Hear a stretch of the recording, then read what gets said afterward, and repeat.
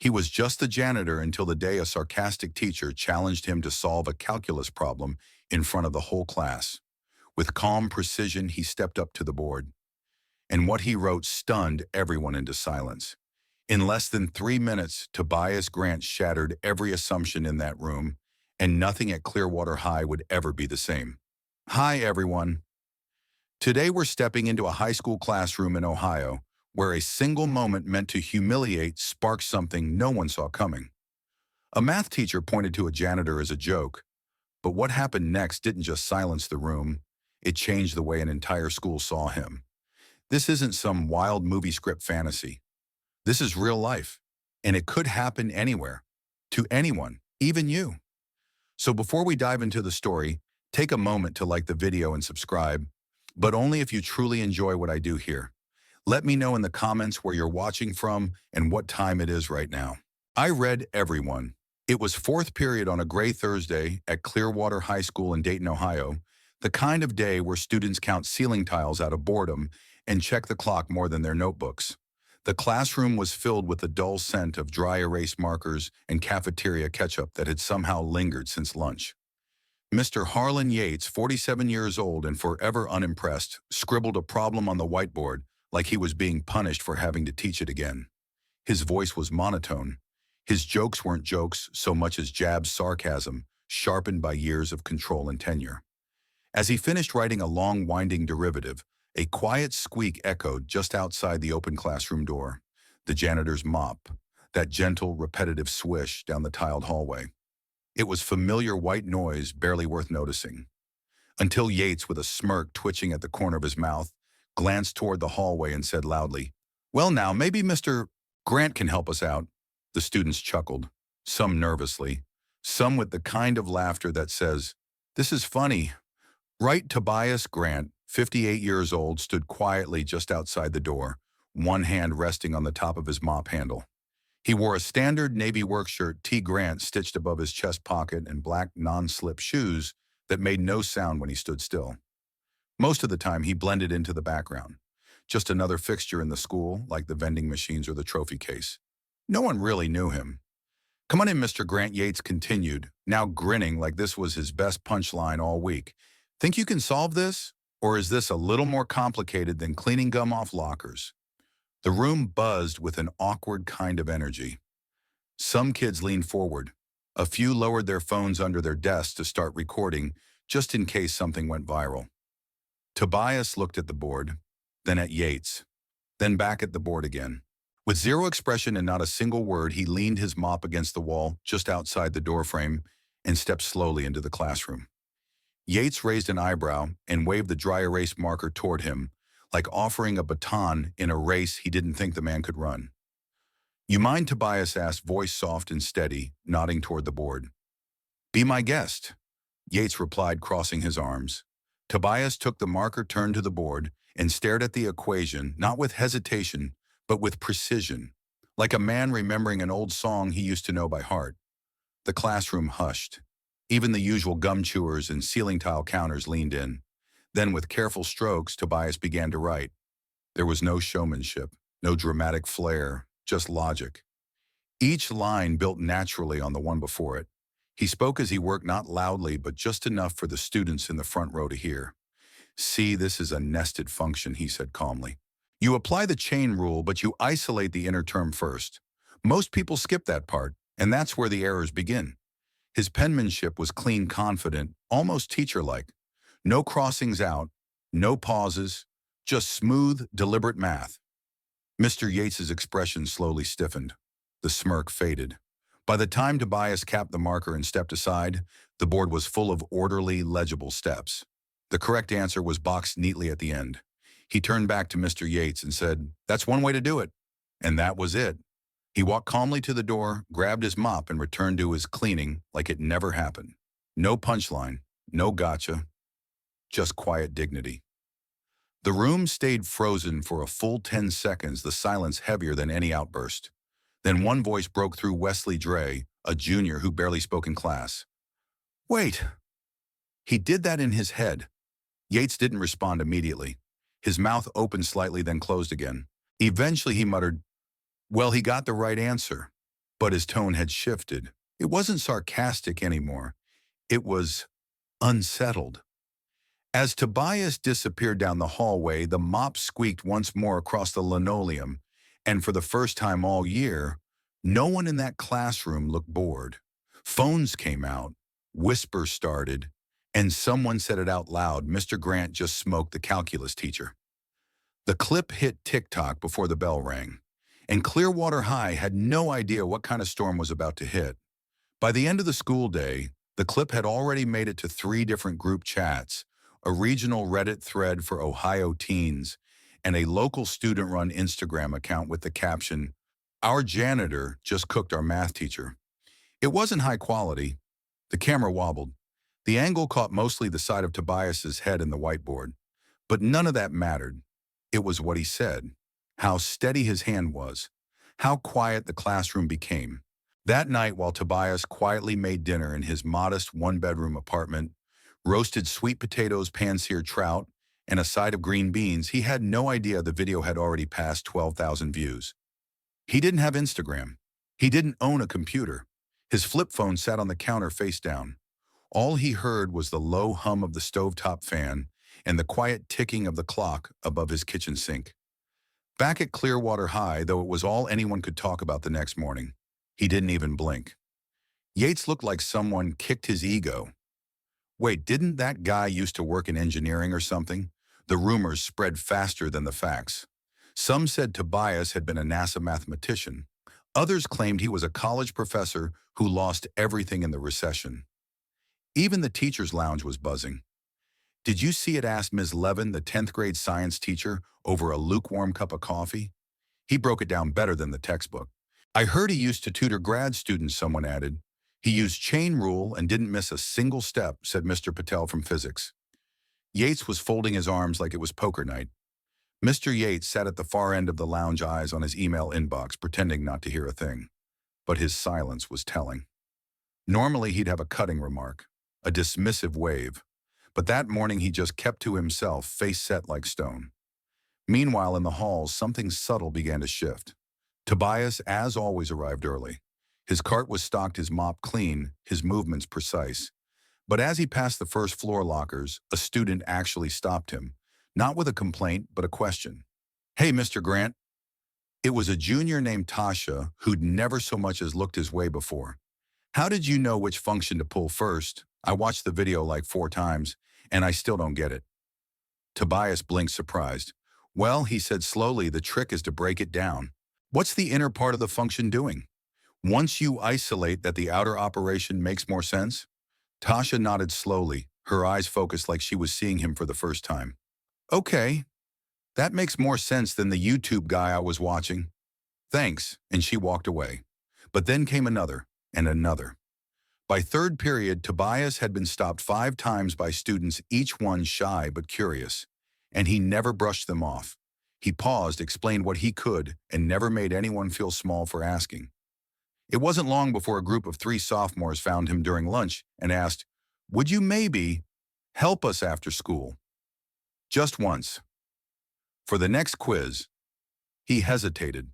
It wasn't something he'd done in years, but the sincerity in their voices made it hard to say no. So he nodded. "I'll be in the staff break room near the boiler hall around 3:30.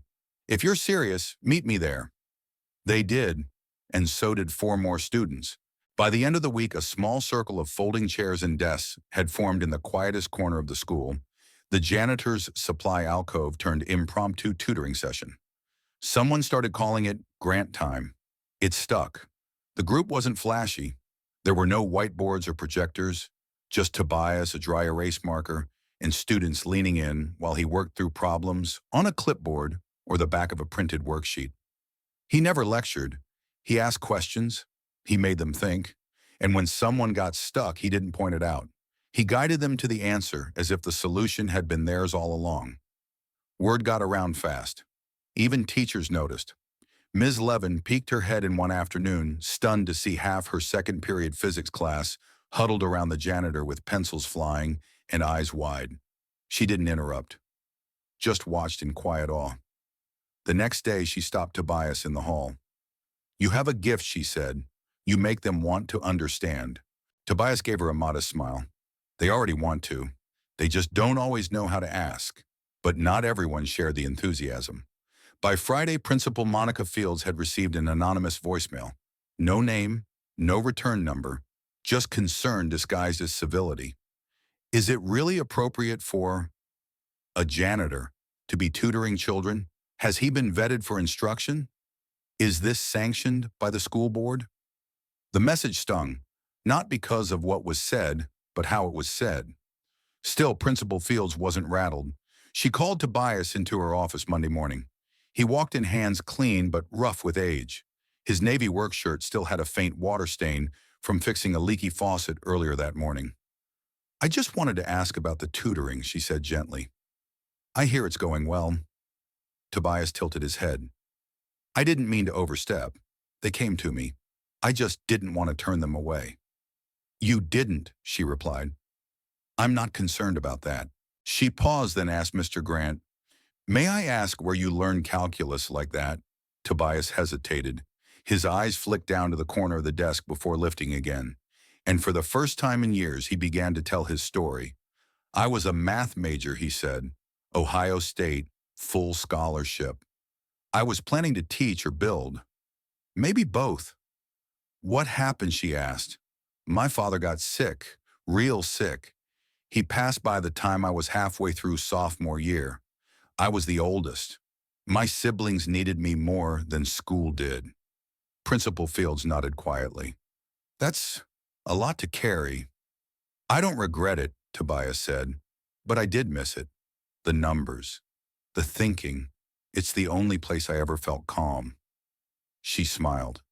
Well, it seems that calm is helping our students find their footing. She didn't need to say more, and neither did he. But outside that office, something new was beginning, something quiet, but powerful. And for Tobias Grant, the man behind the mop, his story was just getting started. For the first time in nearly 3 decades, Tobias felt something he hadn't known he'd missed purpose.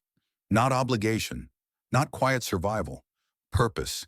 It hummed under the surface as he moved through his daily tasks, replacing soap dispensers, unsticking jammed lockers, refilling paper towel rolls. The same work, the same schedule. But now kids waved to him in the hallway. Teachers nodded with something more than politeness. And every Tuesday and Thursday afternoon, Grant Time pulled in more students than the chess club and yearbook committee combined. It was during one of those late afternoons, 4 students working through integrals while Tobias coached from a rolling chair that Principal Fields stopped by unannounced. She didn't speak, just leaned on the doorway for a moment watching. When she finally stepped in, she whispered, I've never seen quiet look this productive. Tobias gave a half smile, but didn't respond. Not out of rudeness. He was mid-thought scanning a mistake on a student's equation. Start from the inner term again, he said softly, pointing with a capped pen. You're skipping the chain step, that's why the signs aren't matching. The student, a sophomore named Eli, who used to struggle to make eye contact with his own notes, gave a tiny nod. Got it. Principal Fields waited until the session ended before approaching Tobias again. You ever think about teaching full-time, she asked. He looked at her long and quiet. Then with an exhale, I used to. A long time ago. Tell me, she said, gently motioning to the chairs in the corner. And Tobias did. He hadn't told this story in years. Not the whole version, not even to himself. He'd grown up on the west side of Columbus. Tight neighborhood, 2 brothers, 1 sister. His dad, Arthur, worked at a tool and die shop. His mother, Clarice, ran the house like a command center. Tobias was the quiet one, always sketching things, solving puzzles, taking apart old radios. Teachers saw it early. One even called him a natural problem solver by 4th grade. By high school, he was tutoring classmates and crushing math meets across the state. Ohio State offered him a full ride in mathematics. We want minds like yours, the letter said. He believed them. He moved into campus housing, joined the STEM Outreach Club, even applied to a teaching assistantship his 2nd year. He loved it, the chalk, the theories, the smell of whiteboard cleaner, and fresh notebooks. Then in February of sophomore year, everything changed. His dad collapsed at work. Massive stroke. By the time Tobias reached the hospital, Arthur couldn't speak. His hands twitched when he saw his son, but the words wouldn't come. He stayed that night, then the next. By week's end, it was clear Arthur wouldn't recover. He lingered for 3 more months, barely responsive, until a second stroke took him in May. His mom shut down. His siblings spiraled. There was no life insurance, no savings. So Tobias withdrew from school. Just 1 semester, he told the registrar. Just until I get things sorted. But semesters turned into years. He picked up jobs, warehouse loader, shipping clerk, night shift security. He moved back in, paid bills, bought groceries, held his siblings together like duct tape on a leaking pipe. He kept meaning to go back, even sent in re-enrollment forms twice. But something always happened. Rent was due. His little brother got suspended. His sister had a baby. His mom's knees gave out. Years blurred. By his late 30s, the math felt distant. By his mid-40s, it felt like another life. He never forgot it, but he stopped talking about it. People don't care about what you almost did, he told Principal Fields. They care about what you show up for. She listened carefully, her expression never once turning pitying. You showed up for this school every day for 6 years, she said. And now you're doing something most certified educators can't. You're making kids care about calculus. That matters. He gave a soft laugh. Feels like cheating when they come to me with questions I actually enjoy. Maybe that's exactly why it works, she replied. Later that week, she brought up the idea of an official tutoring role paid consistent, something attached to his name. Tobias didn't say yes, but he didn't say no. In the meantime, grant time continued to grow. By mid-April, there were 10 regular students. They brought snacks. One even brought a folding whiteboard. Tobias adapted. He reviewed their classwork ahead of time, created extra problem sets, jotted notes on printer paper in the supply closet between periods. It wasn't glamorous, it wasn't formal, but it was real, and it worked. Then came the resistance. It started subtle, a few staff members asking pointed questions in the lounge. Is he covered by the district's academic policy? Are we sure this doesn't violate any after-school guidelines? What happens if a parent wants to know who's teaching their kid? It wasn't loud, but it was deliberate, and it stung. Tobias didn't need a welcome banner, but the cold stares from some colleagues made it harder to focus. He kept his head down, kept showing up, but he noticed, and so did the students. That week, one of the juniors, Mason, pulled Tobias aside after a session. If anyone gives you trouble, you let us know, he said.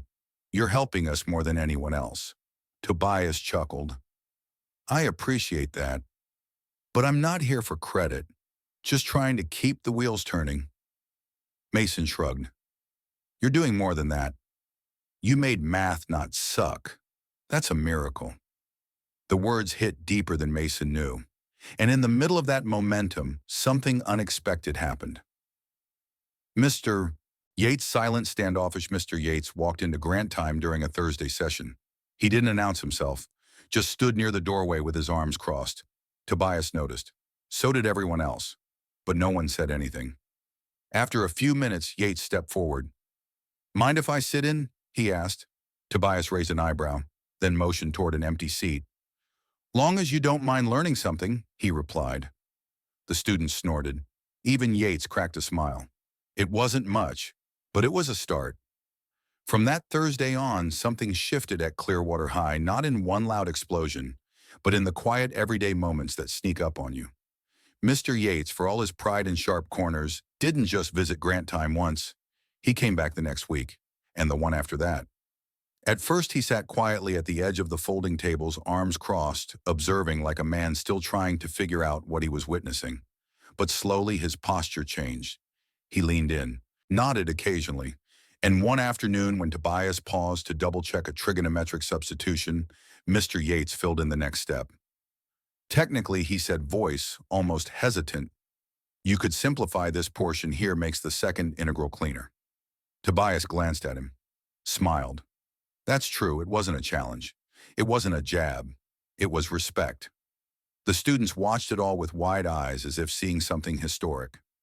Two men once framed in a viral video as opponents now building something together. It didn't go unnoticed, but the resistance, though quieter, hadn't disappeared. That weekend, a second anonymous message made its way to Principal Fields' inbox. This one more pointed, more formal. It read, "Is it appropriate for a janitor to influence curriculum? Are there district guidelines regarding uncertified individuals giving academic instruction? Are there liability protections in place? No name, no signature, just concern disguised in bureaucracy. Principal Fields didn't flinch. She'd expected it. Schools were delicate ecosystems. Any shift in who holds power, who gets credit, who earns attention, could rattle the balance. Still, she called Tobias into her office the following Monday. He sat down, hands folded, eyes steady. He already knew something was up. "I got another message," she said. "And though I know the intent behind it is more political than protective, I want to be transparent." Tobias nodded once. "Understood."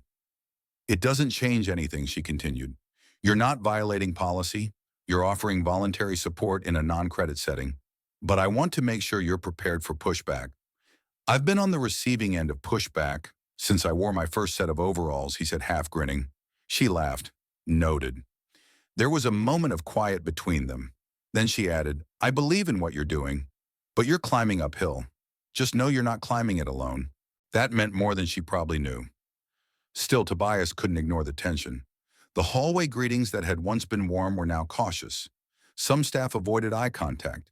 A few students mentioned overhearing comments in other classrooms, some wondering why Tobias was being elevated above certified teachers. Why a man with a mop and a quiet past was now the center of the most talked about academic effort in the school. But the students, the ones who showed up, who sat cross-legged on the tile, who scribbled furiously while Tobias explained rational exponents, they never wavered. They started bringing in friends. Word spread to the freshman wing. A handful of seniors popped in to prep for finals. One girl even brought her younger brother, an 8th grader from a nearby middle school. The sessions grew. The respect deepened. They started calling it the Grant method. No one knew where the term came from, but it caught fire. Students began asking other teachers, "Can you show us the Grant method version?" Ms. Levin adopted some of Tobias's explanations in her physics class. Coach Rayburn from basketball asked Tobias if he'd consider hosting a summer prep group for athletes who needed academic support. Even Yates, in a moment that made Tobias blink twice, asked if he could borrow some of his handwritten worksheets. Tobias made copies without comment, but inside something loosened. Years of silence, years of invisibility, all gently unraveling. And yet one moment sealed it. It happened during a parent-teacher night.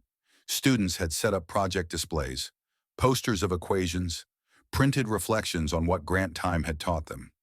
One corner of the gym featured a long table titled Mr. Grant's Corner. Above it hung a simple banner, hand-drawn by the students. "He believed in us before we believed in ourselves." Tobias didn't know they'd planned it. He walked in late, still in uniform, after fixing a backed-up drain in the faculty bathroom. His hands were slightly damp. He carried a small towel in his back pocket. He froze when he saw the table. On it were notes, letters, drawings, copies of tests with A's circled in red ink.